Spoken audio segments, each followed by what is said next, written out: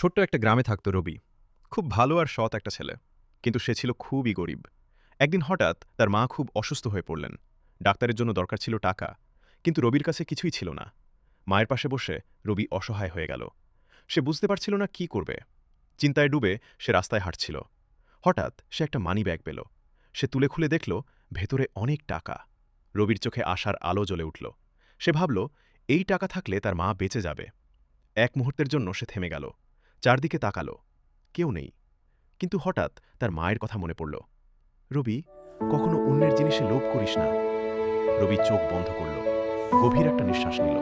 তারপর দৃঢ়ভাবে বলল, না, এটা আমার না। সে আইডি দেখে ঠিকানা খুঁজে বের করল আর দৌড়ে গিয়ে দরজায় কড়া নাড়ল। রবি মানিব্যাগটা মালিকের হাতে দিল। লোকটা অবাক হয়ে বলল, তুমি সত্যিই একজন সৎ ছেলে।